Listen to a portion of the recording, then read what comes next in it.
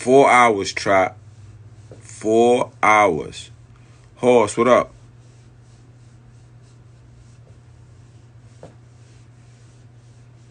This one's a classic, Mikey. Stop it. 4 hours. And the story still ain't finished. It's not like we just talking, you know what I mean? That's a fact.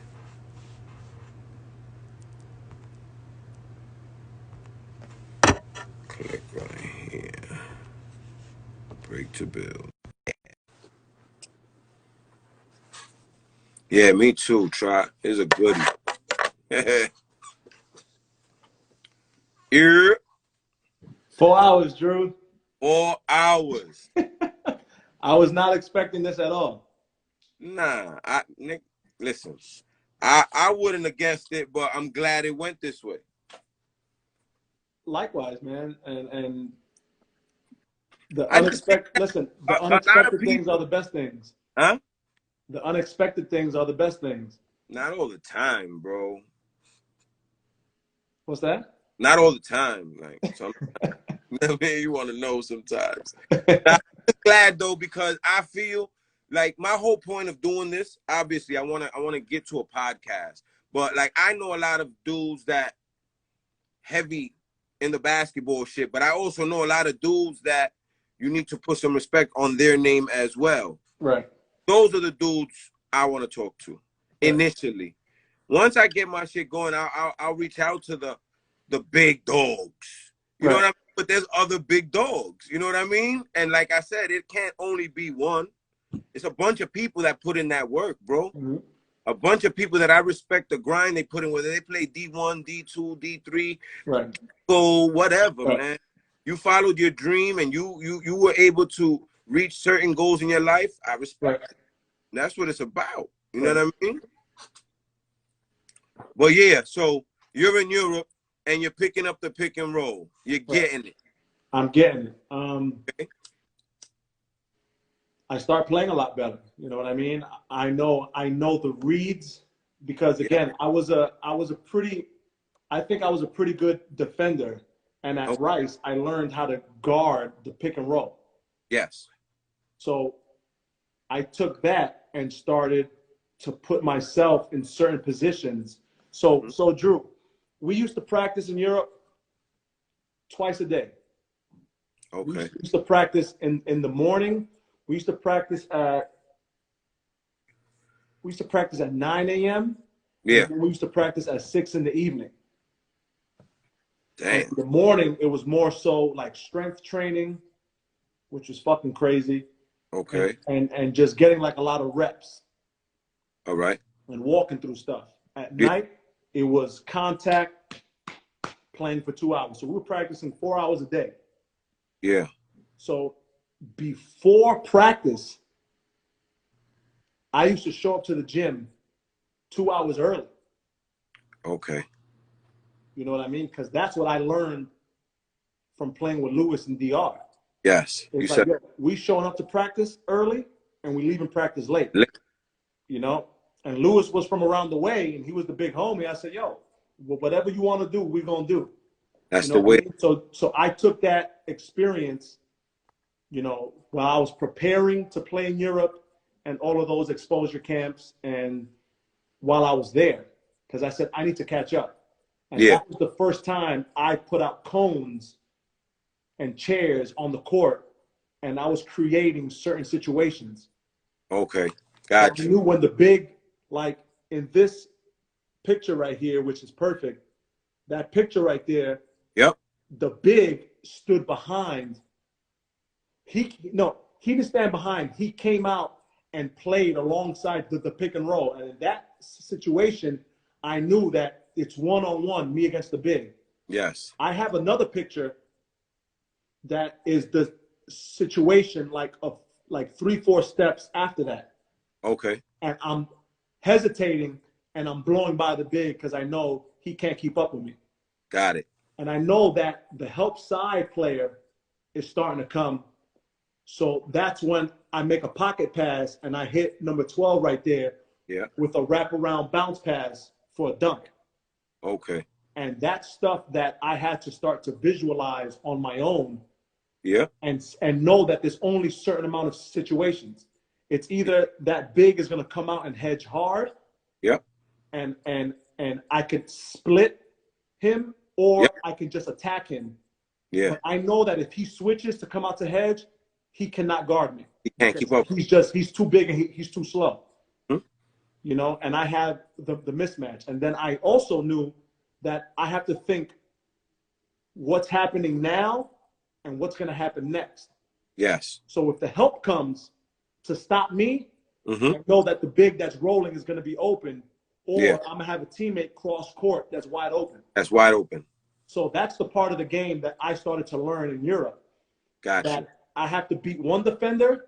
Yeah. I have to think about a second defender, and I have to think about a third defender. Got you.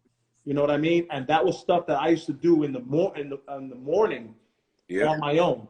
Like I would schedule where one day I would work on my ball handling. Yeah. I would work on situational stuff. Got it. And then in the evenings, I would work on my shooting.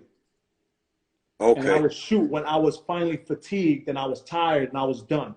Because Yeah. if you can hit shots when you're tired and your day is over, Yeah. when you're fresh, yeah, they going down. They're going down. And Yeah. that stuff I had to pick up and do on my own. Okay. You know what I mean? So after, I got acclimated to the gameplay and the situational play, I started playing a lot better. I was scoring, I had my first year, I had several games where I scored in the 20s. Okay. You know what I mean? So I was playing well and I felt comfortable in any situation. Got it. But it was a tough transition, you know what I mean? And Yeah. And as people should know that, for you to grow, you have to Yep. struggle at first. Absolutely.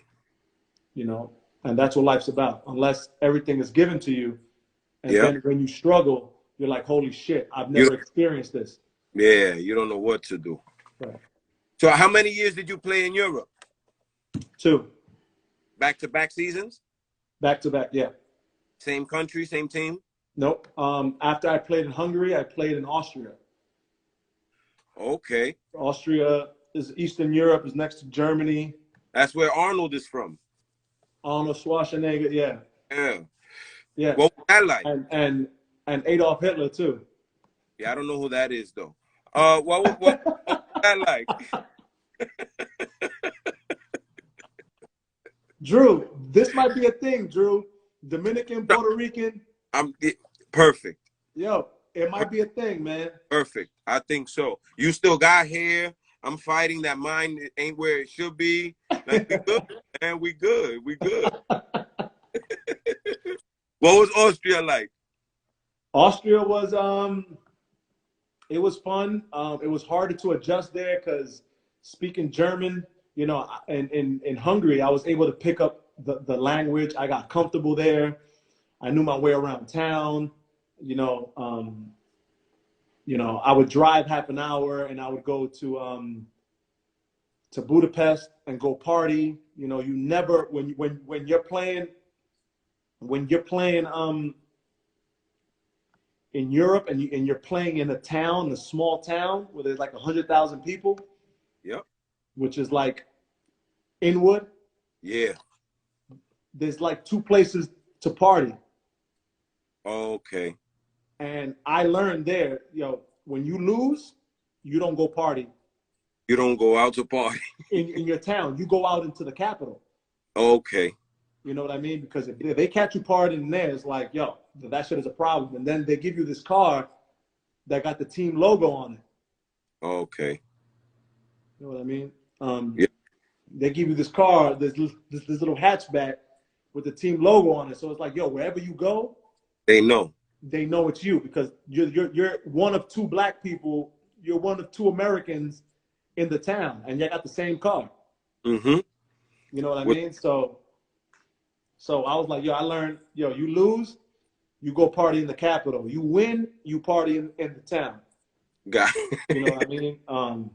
And I was partying, dude. I was partying. If you think people party in college, Overseas is crazy. When you're making decent money, man, you don't know how to act. I hear that. A lot of times, you know, a lot of money spent that, you know, I kind of regret, but I don't regret, you know, because I had fun. But yeah, when I think about it now, you know, I wish I would have held on to. Oh yeah, everybody lives that way. We all got those. Drew, it was fun, man. Like Drew, I was dating the news anchor of that town. And Drew, I used to make her, Drew, I would be like, listen, so when you on the news tonight, I want you to do something to your face, touch your face in some way to let me know that you're thinking about me. Back of herself, like. Nah, she used to be like a little subtle sign, and I'm like, okay, all right, you thinking about me? I'll be good to you tonight. And that was in Austria? In Hungary. Oh, in Hungary. Yeah, man. Yo, bro. And in Europe, the way they treat people of color in Europe, yeah, is different. Like the way they treat you here, everybody knows they treat you like shit here. They treat you like you're a third class citizen here. There, they treat you like royalty. Like Drew, I would go to the supermarket. Yeah. And people would want to come talk to me and ask me questions. And where are you from? And they'd want to practice their English. Yeah, okay. You know what I mean? And people would leave notes on my car, or, you know, people would come talk to me after the game. People would want things. And I'm like, damn, you know, where are you from? And you're from New York. Oh my gosh, I would love to go to New York. They treat you like, they treat people of color the way they're supposed to treat us, man. Yeah. And it was a great experience, man. I would give anything to go back to those times. Yeah. You know, and to be honest, to be 100, yeah. Like, I thought about getting married out there, living out there. There's so many dudes that play out there and they stay out there. Yeah, they just stay. Yeah. They stay because Drew, they treat you like royalty out there, bro. I can imagine. They treat you like royalty. I went to Puerto Rico and I was with Rick Apodaca. Mm-hmm. And yo, we went to Walmart. You got family stopping them to take pictures. Right. We go to restaurants, his pictures on the wall next to Obama and Kobe, and it's crazy, son. That it's shit love. It's love out there, man. Yeah, it's love. I saw it firsthand. Like that shit's different. How'd you do in Austria? In Austria, I did well. But to be honest, I was homesick. Okay. I didn't acclimate to Austria the way I did to Hungary. Okay. And having a young kid back in the States, that had to be tough. That was tough. I'm like, yo, I can't be a father over the phone, even though I'm making good money to provide. Yeah, yeah. But there's so much that, you know, that old cliche that money can't buy. That presence. That presence is different. Yeah. And then me growing up without having, you know, that. Yep. Presence. That male presence in my life. Yeah. You know, I was like, I wasn't happy. I was distracted from what was going on at home. And whenever I wanted to talk to my son, it was a 6-hour time difference. And I'm going to bed. You know, he's just getting out of school. Yeah. You know, I'm waking up to go and work out and practice. Everyone at home is sleeping. And you know, at lunchtime, you know, some people are just waking up. You know what I mean? And on those two teams, I wasn't allowed to travel back for the holidays. Like I wasn't able to come back for Thanksgiving. Okay. For Christmas. Yeah. For New Year's. Yeah. And I was like, that's tough. This is tough, man. Yeah. And he was a baby. He was little. He was little. Like I missed his first day. I missed his first day of first grade. Like his first day of school. I missed him losing his first tooth. Yeah. And I'm like, those are moments that you don't get back. Ever. Yeah. So Ever. I was like, you know what? I need to make a sacrifice because that's what parenting and being a man is all about. Facts. Making sacrifice. And I'm like, I need to be here for my son. Yeah.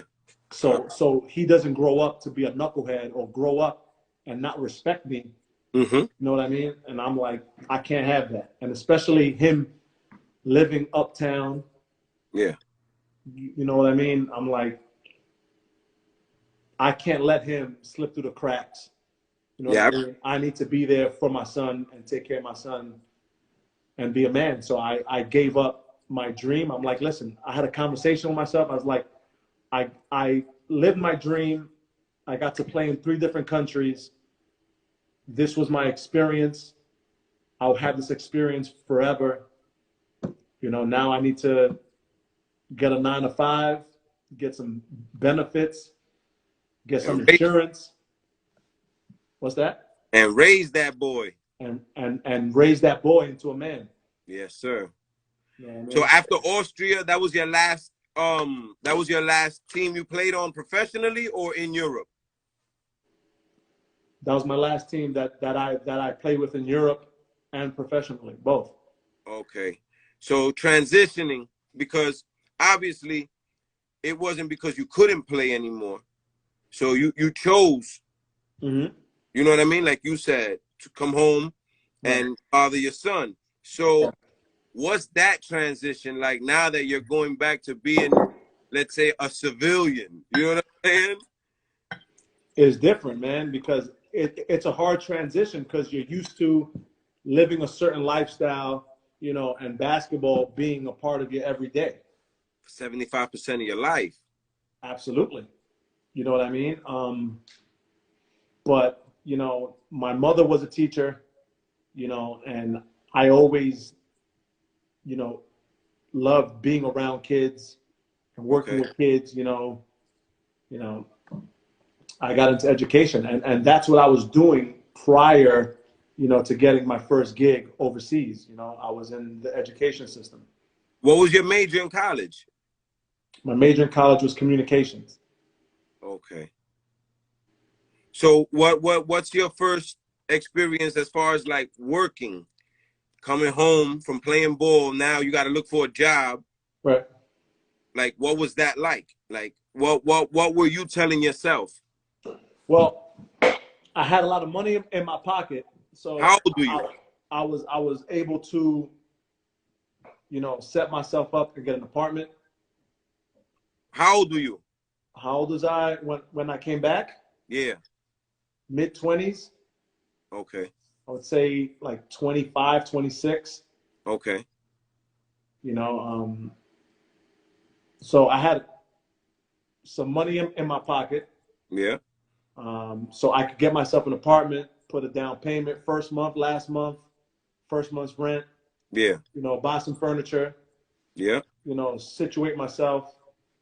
And I started substitute teaching again.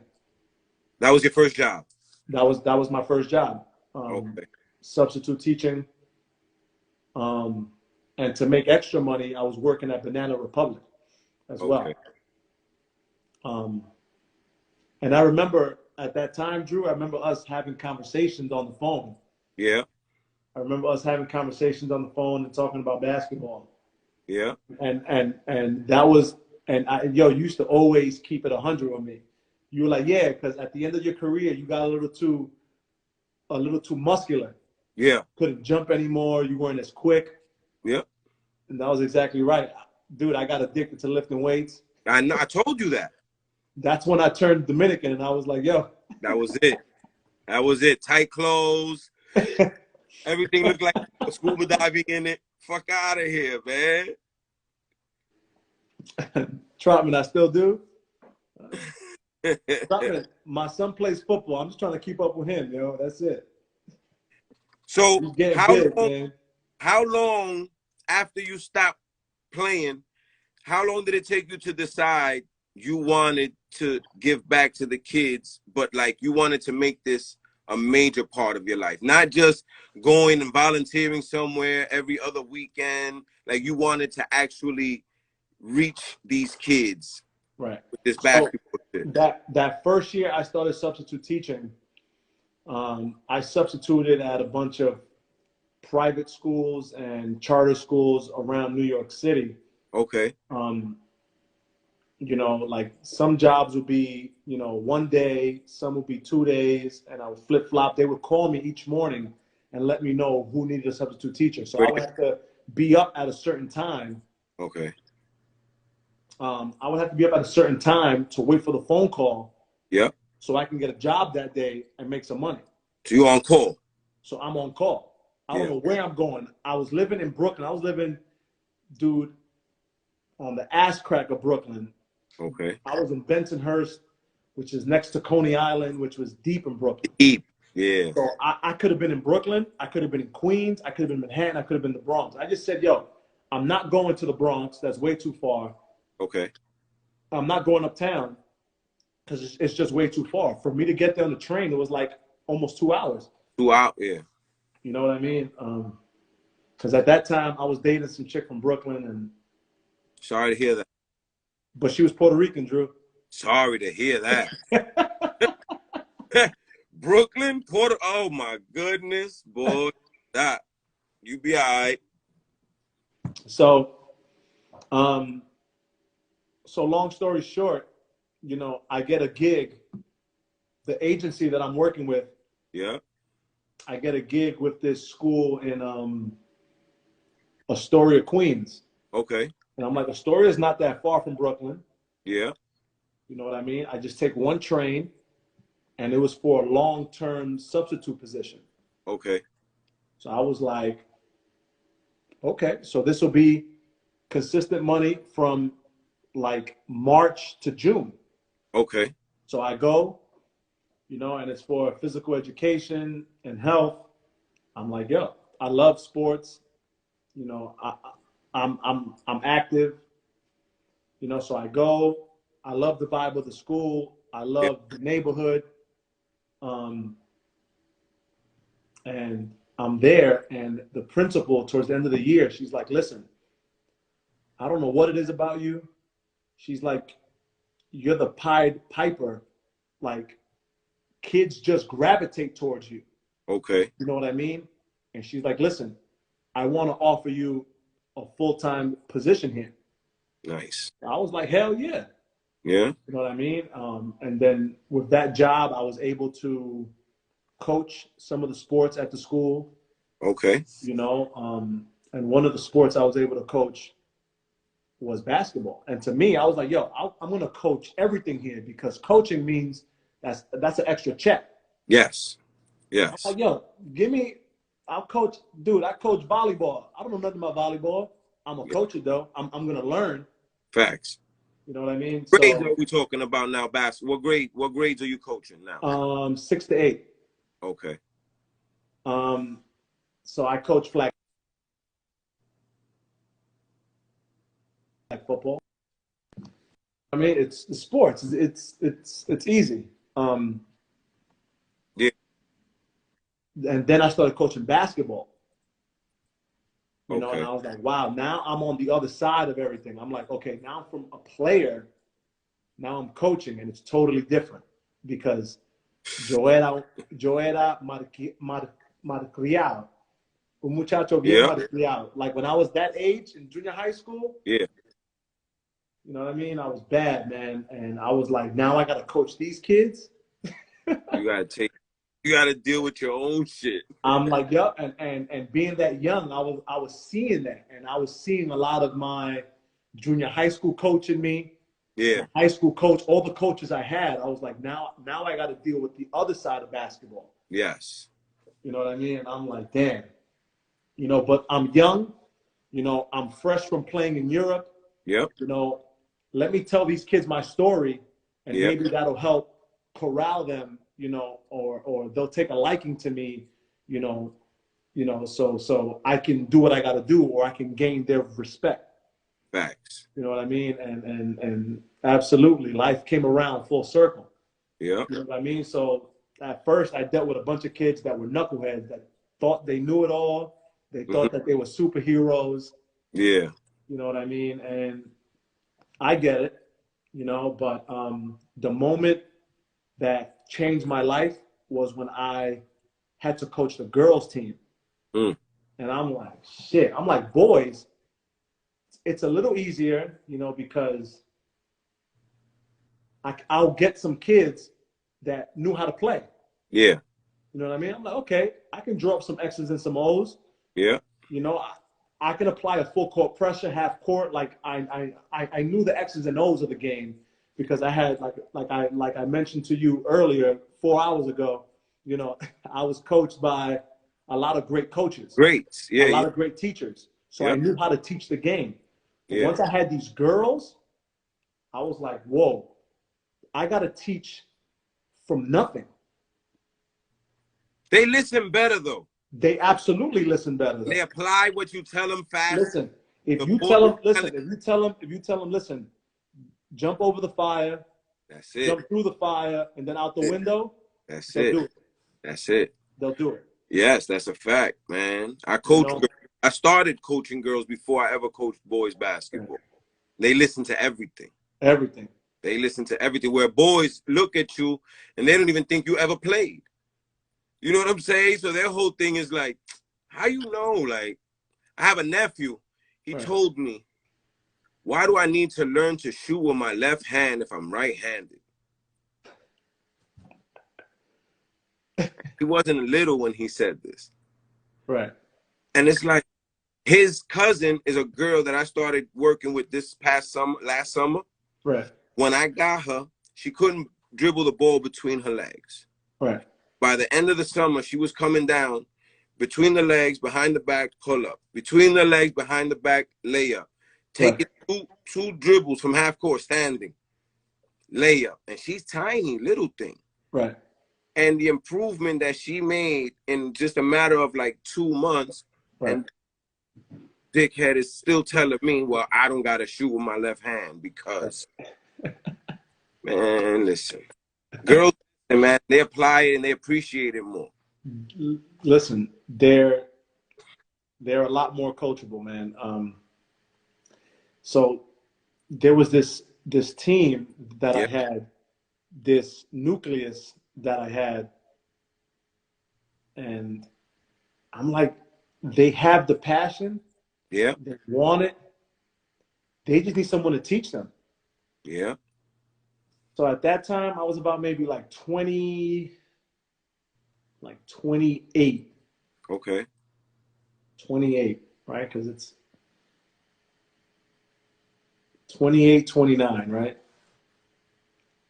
So I'm like, these kids during the season, it's not enough time. Yeah, not at all. In middle school basketball, it's like you play a 10-game season once a week. You have like 4 hours of practice a week. Is not enough time. Yep. So I'm like, yeah, we need to do, because me knowing basketball is an all year round thing. Exactly. Like, I need to figure out a way to have these kids during the springtime, the summertime, so when the fall comes, they're ready. They're ready to go. So I used to rent out a gym in Astoria, Queens, at this high school, at Frank Sinatra High School, you know, and I created flyers. I advertised to the kids in the school, to parents and families in the community, you know, and I got enough kids where I was able to make enough money to pay for the facilities, and that's it. Yeah. I made no profit. Yep. And my goal was, whichever kid wants to learn how to play the game, I'll teach them. But the kids that are from my school, I want to build that nucleus and develop their games. Yeah. So, you know, I put them through drills that I had done, drills that I knew, you know, from DYCKMAN, from 218, from Rice, from college, from beyond, that I learned on my own, you know, and I was putting them through drills, you know, and there were some of these kids that, you know, these girls, they picked up quick. They picked it up quick. Yep. You know? So that following season, we went to the championship game and lost. Okay. So then the next year, I had one girl returning from that team. Is public school? Public school, yeah. Okay. And this little girl, her name is Christina, and she's Puerto Rican. She's nice. Yo, I love her like she's my kid. Me too. Huh? Me too, because she's Puerto Rican. You know, she worked whatever I told her she would do. Jump over fire, jump through fire, jump out the window. Yeah. And she would do it. Yeah. Her senior year, she won us a championship. Okay. Like, she was nice. She played, you know, in the Queens Brooklyn All-Star game. She got Queens MVP. Nice. You know, and that's where it all started, you know, and it was amazing. I'm like, I took these kids, these girls that knew nothing about basketball. You know, they had the passion for it. They did the work. Yeah. I just showed them the way. Yeah. You know what I mean? And then once I had them, you know, other people started coming to me. You know, teams we would play against, parents would come to me and say, hey, you know, I would love for you to coach my kid. And I'm like, well, you know, I do have this program during the summer where I do like skills and drills with kids. Okay. You know, and like through word of mouth, you know, it developed into something. Yeah. You know, and it caught fire. Okay. You know, it started to spread quickly in that community in Astoria, to where I am now, you know, where before the pandemic, I was almost at a point where I'm like, yo, I need to start hiring trainers. You still based in Astoria? Still based. I live in Astoria, work in Astoria, and train in Astoria. Like, that's become my home. That's become my community. Okay. That's what's up. Yeah. And how's that going for you? How do you like it? It's great, man. Listen, I'm teaching the game at the grassroots level. You know, like I told you before, 3 kids I started with are playing college basketball. Another kid that I started with, you know, he's the 4th kid that's going to go play college basketball. You know, I got this little Colombian girl who, she's the youngest kid I've ever had. Yeah. She's highly touted. You know, Christ the King wanted her, Malloy wanted her, all these high schools wanted her. And I told her mom, I said, listen, send her to a school where she's going to be the focal point. Where, you know what I mean? And she was the parent who was paying all this money to play AAU because she's like, she wanted her kid to be so good. Yeah. You know, this girl, Sophia, and it's like, she didn't know how to make a layup. Okay. When I first met her, she didn't know how to make a layup. Yeah. And I was like, listen, save your money, send her to me, and we'll get her there. You know, so the parents that have trusted in me, yep, you know, that have been patient, yeah, you know, they have seen, you know, the change in their kids' game. The result. You know what I mean? You still, you know, 6th through 8th? My school? No, you coaching. No, me training. No, the youngest kid I have now she's 5. The oldest kid I have is 20. Okay, but you still coaching at the school? Every range. I'm still coaching at the school. 6 through 8. 6 through 8. Okay. And then in the evenings, you know, a few times a week, I have, you know, training, situational training, conditioning training, and then I started a Saturday skills and drills. Okay. You know, and eventually I would like for it to blossom to an after-school program, you know, a Saturday program where I'm able to, you know, get kids off the street. Yeah.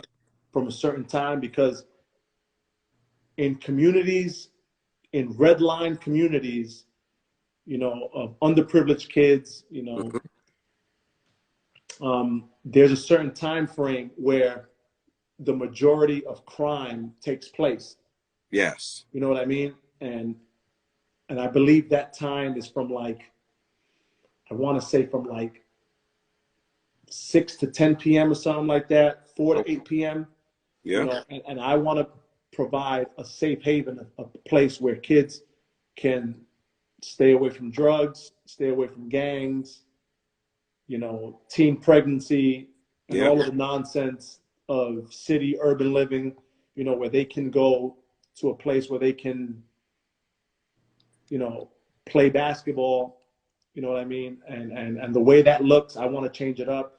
you know, maybe do an hour or hour or two of skills and drills for kids to come for free, and then for the younger kids, and then 2 hours for older kids, you know, and maybe I could be able to create a small league like the YBL, you know, that helped save me, you know, because I come from a community that, you know what I mean, I could have went either way. Either way, you know what I mean?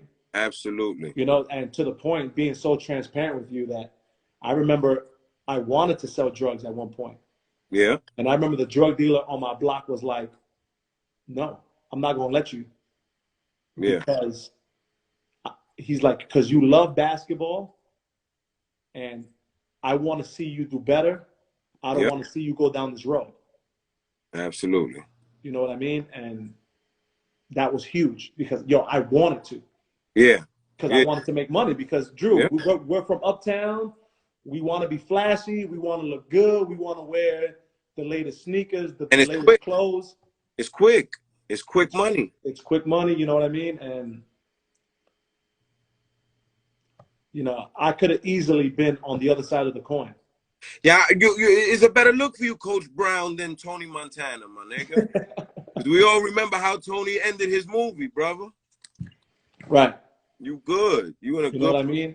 Your name is Chris Brown, bro. Like Chris Brown. Huh? You good.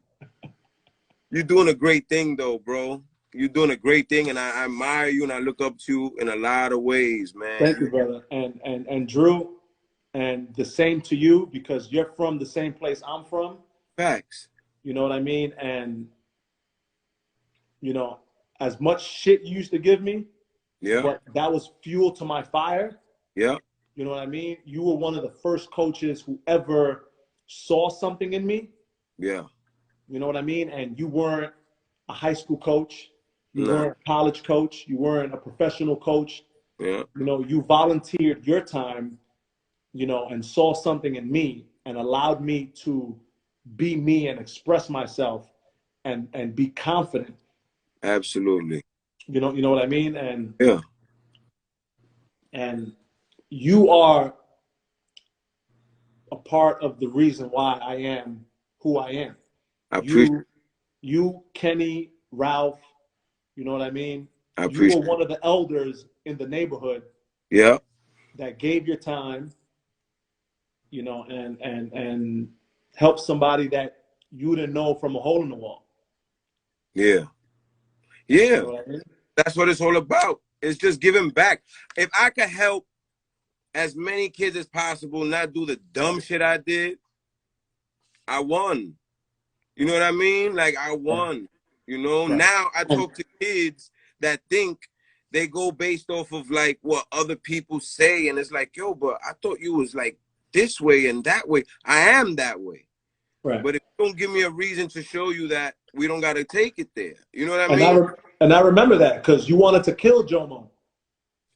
Nigga, I got on the court, hands on him.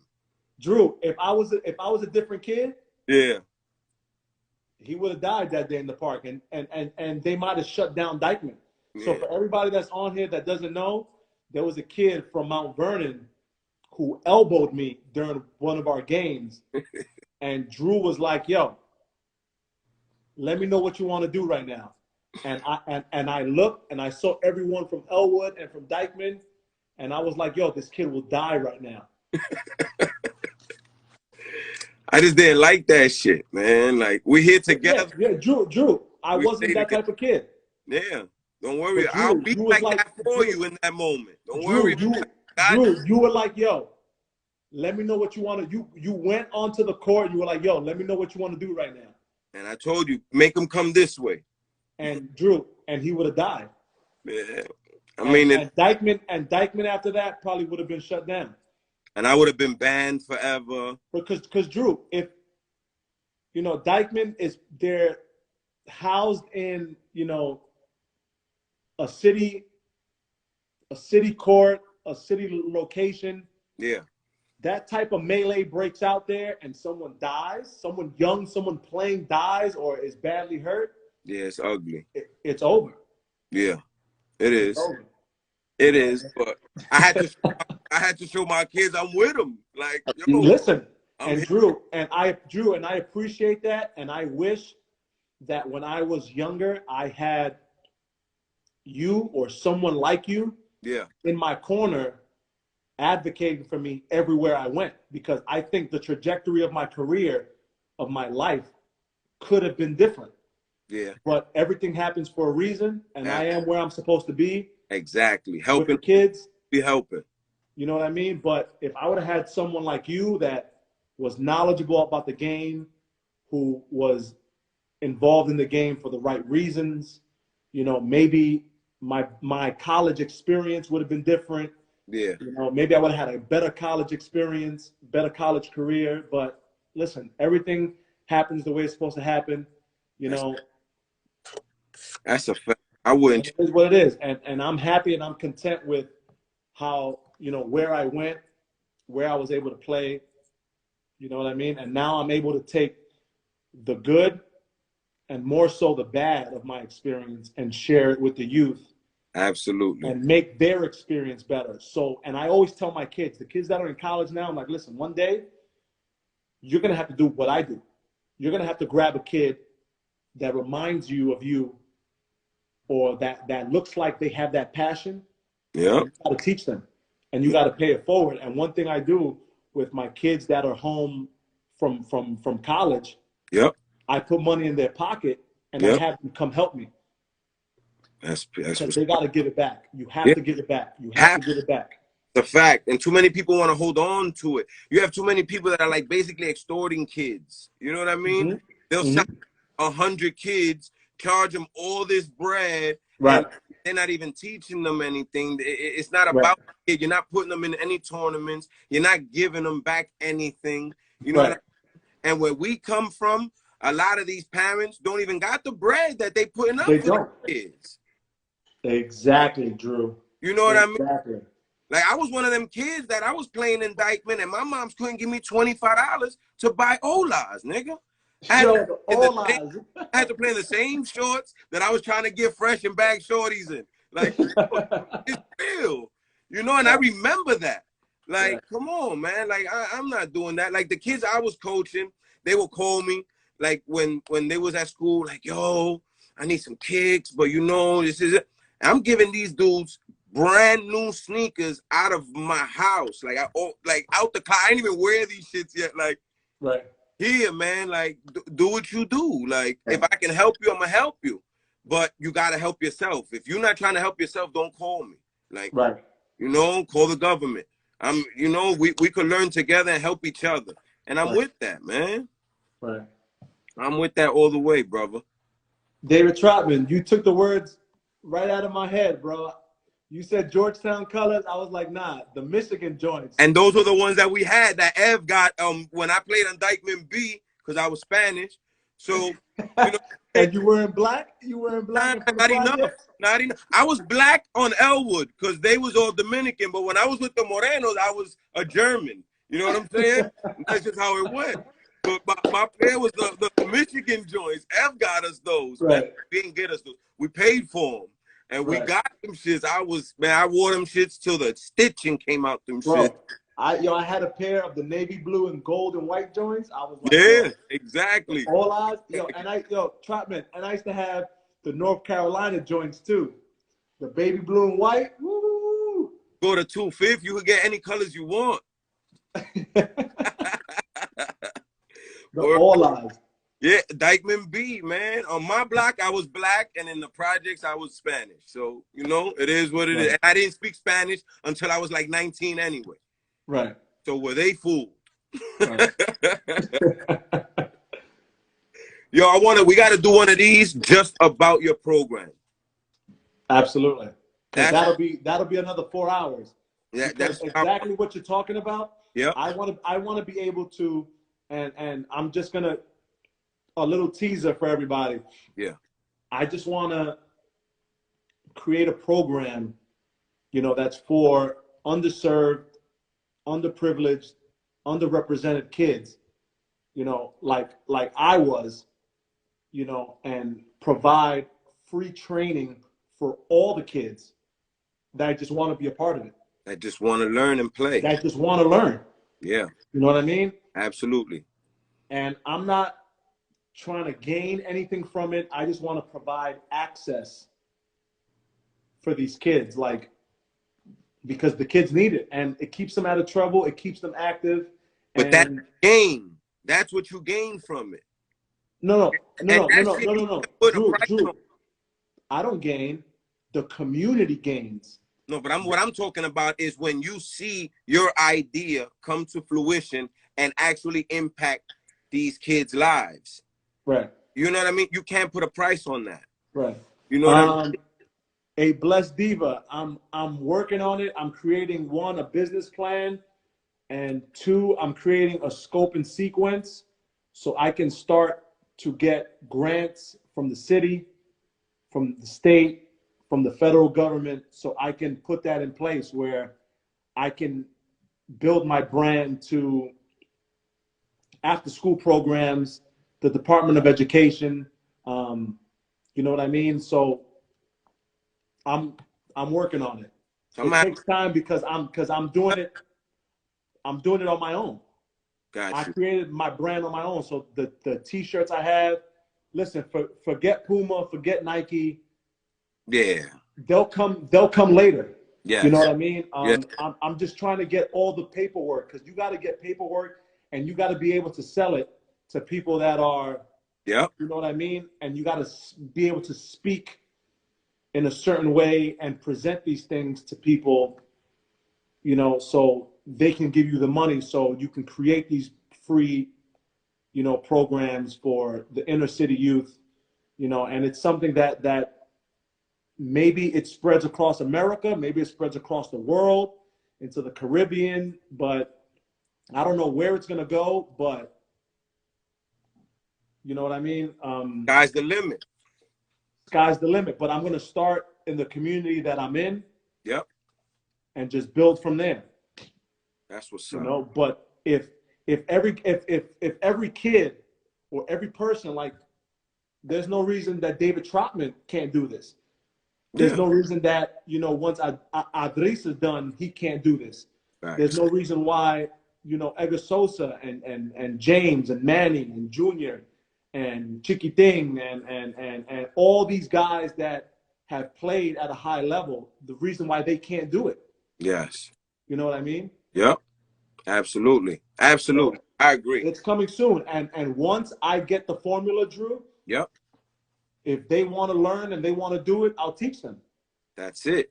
Because Kenny has the formula. Yes. He knows how to do it. He has the connection. He has Nike. He has the Junior Knicks. He has all these things. Yep. You know what I mean? And that's why, you know, I want to go back to DYCKMAN, and I want to give my time for free, and I want to learn from Kenny so I can be able to create my own.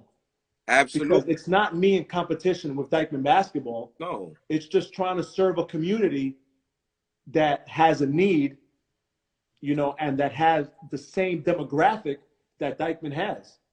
Yeah, absolutely. You know what I mean? And I'm just a byproduct of DYCKMAN. Yep. Absolutely. You know what I mean? And if Kenny inspired me, I can inspire others, and you pay you know what I mean? Because people that look like us, bro, where I live in a gated community, right? Right. So whoever's gonna be playing on the basketball courts here, living here. Oh, you Hollywood? No, not at all. Not at all. I wish I was, though. When I get there, you'll be able to tell the difference. I'll have hair.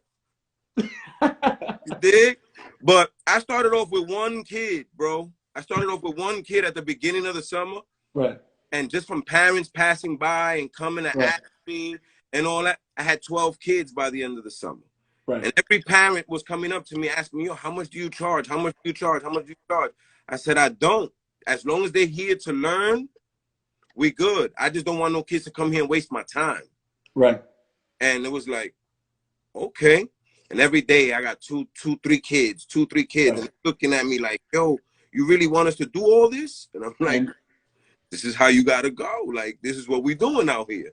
And I do that and I salute you, brother. Out here, bro, when I tell you that the coaching is so terrible out here, right. and you could tell that it's just a second check to these coaches. Right.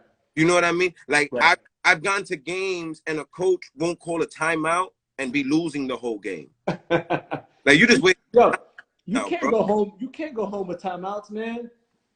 At all. You got to use them all. At all, and they don't cost you anything. Yo, they don't cost you nothing. You got to use them. They're free. That's what they're there for. But we definitely got to do this again, man. And we talk outside of this, and we got to get something together. We got to put something together. Drew, that's a fact. You're outside of New York. You're what, an hour and a half away? Yeah, hour and 15 minutes. I'm right there. Bro, whatever you need, whenever you need me, absolutely. And vice versa, my brother. It's about pushing the game forward, the culture forward. Absolutely. You know, that's all it's about. Absolutely. That's it's not about competition. It's not about competing against anybody. Nah, man, not at all. And if you want somebody to compete with yourself. Be a better version of yourself than you. The person in the mirror from one day to the next day. Worry about what you're doing. Right. That's it. Right. We good? Because I could stay here till tomorrow, but I don't want to give them too much. We did already. Drew, people are still on. What they talking about? Any questions? I don't know. But some people are tired. It's almost 1 o'clock in the morning. See where I'm at, Drew? It's 11:50. Oh, now where I'm at is 12:50. I'm an hour behind. Hold up. I'll be right back. This is beautiful. This is beautiful. I appreciate all you guys, you know, for staying on and listening. You know, basketball is a life changer. We will definitely finish the hour. Basketball is a life changer. It changed my life. It saved my life. It shaped me into the man who I am. You know. Which Alex is that? From 218. That's Coach Alex? Yeah. Yo. Yeah. Alex would always have the fresh J's. Always. Yo. Always. His girl was bad as hell. Yo, and his jump shot was money. Don't gas out, man, with that jump shot. I'm going to call it, Drew, as a 12, 13-year-old kid. Okay, maybe. Then there. Yeah. Okay, I get it. Drew, everybody said that we got to finish the hour. I'm with it. All right. I'm with it. I got gas with me, but that's for when the cameras come off. No, yeah. When he came over here, he didn't speak no English. That nigga spoke basketball. Yeah, yo, his jump shot was money. Yeah, that's it. Yo, his jump shot was money, man. Yeah. Listen, and Alex, now that I know that it's you, and I mentioned you earlier, I thank you. I thank Leo for your time, for your dedication. Like, as an adult now, I understand what it is to work with the youth, and it's not easy. And for you guys not quitting, you know, you guys not, you know, because it's easy to quit. You know what I mean? But you guys gave me the tools where I could play YBL, 875, AAU, at DYCKMAN, at Rice, at St. Francis, you know, in Europe. And now what I'm doing with the youth, and it's because people like you, adults like you, you know, cared about the youth and just gave back and just gave your time, even if it was your job. You know what I mean? You guys gave us your time. You guys gave us your all. You guys gave us your dedication, your passion, the knowledge you guys had, the knowledge, the wisdom, the understanding, you know, and I'm able to do the same now. And hopefully one day I could inspire 1 or 2 kids maybe that would want to continue to do the same thing. So Alex, I thank you. Mi hermano, I love you. That's real, man. You got a question there, brother? How can we support? How can we support you? I don't know. Follow my Instagram, share my stuff. You know, eventually my program, I want to turn into an after-school program, you know, which also has to be academic based. And, you know, the two most important things is, you know, English and mathematics. So if you're a teacher, you know, I want to be able to hire teachers to teach in the after-school program, because it's not going to just be sports. It has to be academic. Balance. You know what I mean? So kids is like, yeah, we can get on the court, but then you're going to have to go to class. And that's what the Washington High Warriors were about. Yeah. Like, yo, the only SAT prep classes I took in my life, yeah, was the only SAT program that I took in my life was through that basketball program. With Nick? It was like, yo, on the weekends, we would do basketball. Yeah. And then we had to sit in class. Okay. You know, and I would love to create something similar to that, because, you know, for parents to pay for a tutor, that's expensive, you know, so I want to be able to provide the academic and the athletic piece to kids that aren't able to afford it, that don't have that access to it. Yeah, that's dope. You know? That's dope. That's the ultimate. You can't give back in a better way than that, because no, absolutely not. Programs also get these kids that look like they're gonna be special in ball and don't care if they can't open or open book tests. No, what kids need to understand is that basketball is not the end all be all. The reality is, not every kid's gonna go to the NBA. To make it to the NBA is like winning the lotto. And as well, you're gonna live a lot longer than you're gonna play basketball. Drew, I'm damn, I don't even know how old I am. I'm 36, Drew. I'm turning 37. Yeah. I'm not old. At all. I'm not old. I'm young. Facts. Basketball wise, you're on your body is old. Yeah, you're on your way out. Drew, once I ruptured my Achilles, I'm like, okay, physically, I'm old. But I'm still young. I still have so much of my life to live. That shit is just weird. That's the mileage you put on that Achilles more than your age. It's what you did in that amount of time. Exactly. Where it's there. That shit ain't got nothing to do with your age. That's just all that basketball you've been playing. Right. I mean, and these young kids that are still playing and that are still doing it, they need to understand that they need to invest their money. They need a plan B. They need to figure out what they're going to do in the next chapter of their life. That fallback plan, for sure. Exactly. For sure. Exactly. And especially during this pandemic, your job needs to be essential.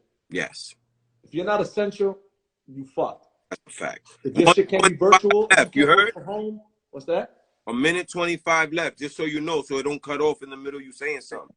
All right. So I guess, Drew, thank you for the time. I love you, my brother. Hey, bro. Thank you for the platform, for the space to allow me to speak my truth. Yep. And tell my story. I would love to do this again with you at any time, whenever you want. We'll call you tomorrow, and we're going to schedule something. Listen. We on this. Because we need to talk about my program, because that's another few hours. That's what I'm talking about. People from where we're from need to hear this. Exactly. You know what I mean? Because they can do it themselves. We're doing that before Friday. Let's do it. Whatever day works for you, we do it before the weekend. That's done, guaranteed. Right. Brother, I just want to share knowledge, wisdom, and understanding, man. Absolutely. That's it. I love you, baby bro. I love you too, man. You already know. You're my favorite Puerto Rican. I have to be. You're my favorite Jamaican Black Rican. You be easy, my nigga. I'm going to hit you tomorrow, though. All right. Love Please you, do, brother. I love you, man. Always. Thank you guys for listening. Have a good night, everybody. Everybody. You already know. Power to the people.